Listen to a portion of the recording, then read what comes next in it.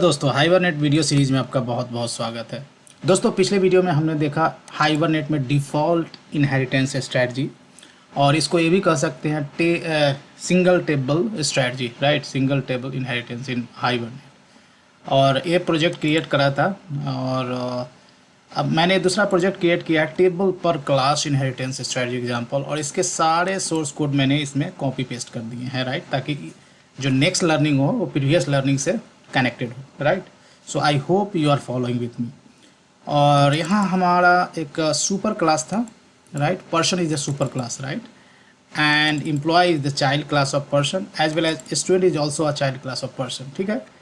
अब हमने क्या किया था, क्लाइंट प्रोग्राम में ये जो पेरेंट क्लास है उसका ऑब्जेक्ट क्रिएट किया, प्रॉपर्टी सेट किया, और एम्प्लॉय और स्टूडेंट का भी ऑब्जेक्ट क्रिएट करके प्रॉपर्टी सेट किया, और तीनों को मैंने सेव किया, राइट।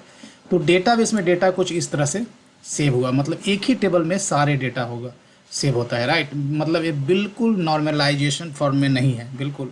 लेकिन फ़ायदा ये है कि आपको रिट्राइवल इसमें आसान होता है, क्योंकि सारी चीज़ों को आपने एक ही टेबल में डाला है तो रिट्राइव करना आसान होता है।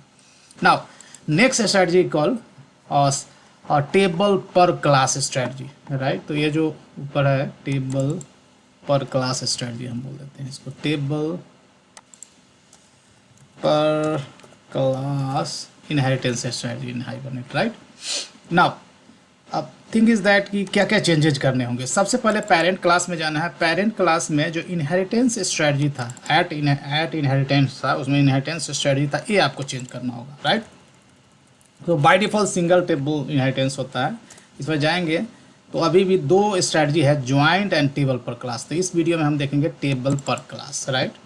एंड डिस्क्रिमिनेटर कॉलम और डिस्क्रिमिनेटर वैल्यू एक किसके लिए है, जब सिंगल टेबल स्ट्रैटेजी होगा तो इसके लिए वैल्यू नहीं, वैलिड नहीं है, टेबल पर क्लास के लिए नहीं है, तो ये मैं डिलीट कर देता हूँ। और जैसे टेबल पर क्लास स्ट्रैटेजी आप जाते हो तो ये जो प्राइमरी की जनरेशन एल्गोरिदम है identity, that is not going to work for MySQL. तो ये हमें चेंज करना होगा। आप रन करेंगे तो एरर आएगा, आप ट्राई करके देख लेना। तो मैं यहाँ कर देता हूँ ऑटो, राइट। तो पेरेंट क्लास में ये चेंज किया हमने, राइट। बाकी सारी चीज़ें जो प्रीवियस वीडियो में हमने देखा था उसी तरह से एज इट इज़ है, राइट। नाउ चाइल्ड क्लास में जाते हैं। चाइल्ड क्लास में discriminator value is not any more valid for table per class, right. तो ये हटा देते हैं सिंगल टेबल इनहेरिटेंस के लिए। और उसी तरह चाइल्ड क्लास है, राइट, दूसरा चाइल्ड क्लास है, यहाँ भी डिस्क्रिमिनेटर वैल्यू हटा देते हैं, right.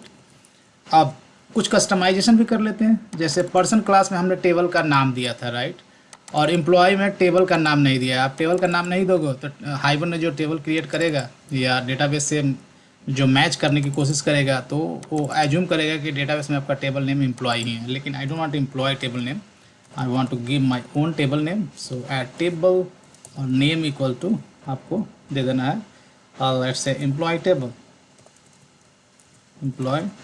Right. Control shift O से organise import javax dot persistent से इंपोर्ट करना है आपको, राइट।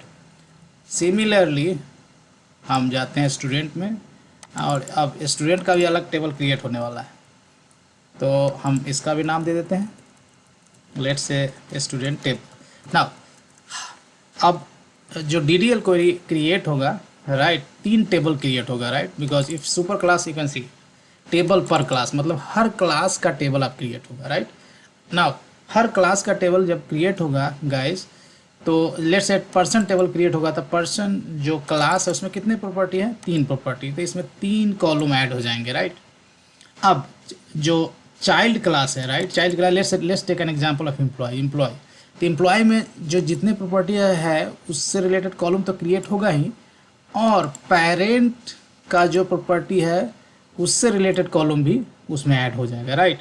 तो बेसिकली जो एम्प्लॉय टेबल क्रिएट होगा तो उसमें जो इनहेरिटेड प्रॉपर्टी है और उससे बिलोंग करता कॉलम है वो भी ऐड हो जाएगा, right. That's why this is called a table per class strategy, right. And similar things apply for the student class as well, right, क्योंकि ये भी एक चाइल्ड क्लास ही है पर्सन का। Now I go to the here client program मैं previous video से ही use कर रहा हूँ। तो इसमें हमने पर्सन, एम्प्लॉय या स्टूडेंट का 3 अलग अलग एक ऑब्जेक्ट क्रिएट किया, तीनों को परसिस्ट करने की कोशिश कर रहा हूँ, right. Now if I go to the database, right, let me delete this table, person table manual. So person table हमने मैन्युअली डिलीट कर दिया। अब now I go to the Eclipse and I am going to run this program, ठीक है।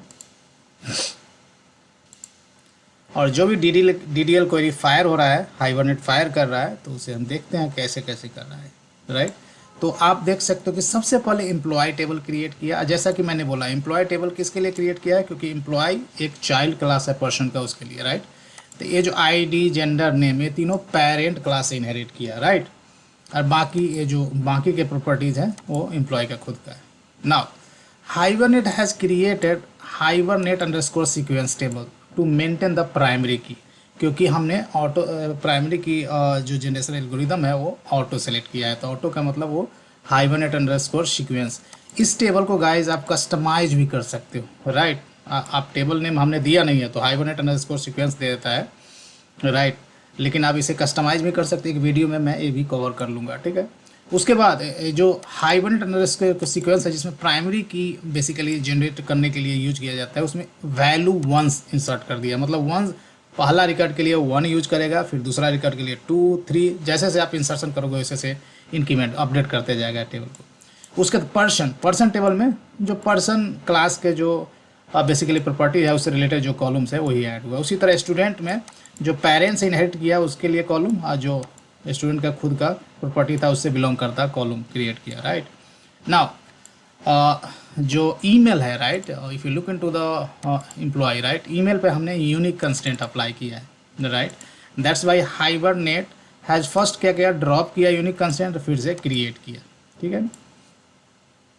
Now hibernate क्या कर रहा है, उसको पता चल गया अच्छा 3 ऑब्जेक्ट आप इंसर्ट कर रहे हो, तो उसने क्या किया गाइज, यहाँ देख सकते हो कि पहला सेलेक्ट वैल्यू किया, right, for update.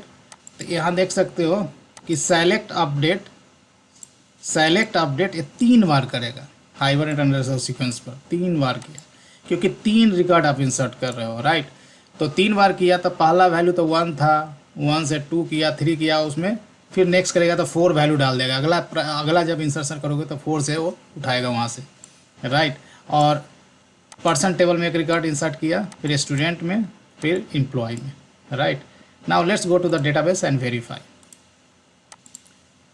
Now here you can see, सबसे पहले हम चलते हैं पर्सन में, तो पर्सन में एक रिकॉर्ड है, राइट। उसके बाद स्टूडेंट में, स्टूडेंट रिलेटेड, और उसके बाद एम्प्लॉय में, राइट।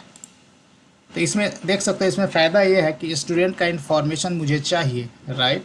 तो स्टूडेंट टेबल में जाऊंगा, एम्प्लॉय का चाहिए तो एम्प्लॉय टेबल में जाऊंगा, और पर्सन का चाहिए तो पर्सन टेबल है। और इसमें ज्वाइन परफॉर्म करने की ज़रूरत नहीं है, डायरेक्ट पूरा रिकॉर्ड आपको पूरा इन्फॉर्मेशन एक ही टेबल मिल जाता है।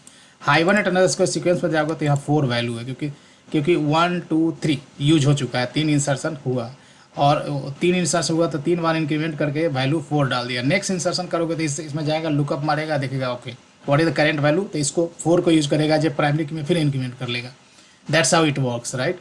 तो गाइज ये जो टेबल पर क्लास स्ट्रेटजी है, इसमें आपको ज्वाइनिंग परफॉर्म नहीं करना होगा, ज्वाइन परफॉर्म नहीं करना पड़ता है, राइट। दैट्स द एडवांटेज, क्योंकि स्टूडेंट का इन्फॉर्मेशन चाहिए, राइट, तो इसमें मिल जाएगा, ठीक है ना। पूरा रिकॉर्ड स्टूडेंट का इसी में मिल गया। यदि एम्प्लॉय का चाहिए तो इसमें मिल जाएगा, right. But still I would say this is not a complete normalize form, right. Normalization अभी भी पॉसिबल है। जैसे डेटाबेस में नॉर्मलाइजेशन क्या होता है कि यहाँ देखोगे तो सब में कॉलम रिडंडेंट है, राइट। आप देखो पर्सन टेबल में क्या है कि ID छोड़ दो, ID प्राइमरी की है तो इसको नहीं काउंट करेंगे। जेंडर और नेम इसमें भी है।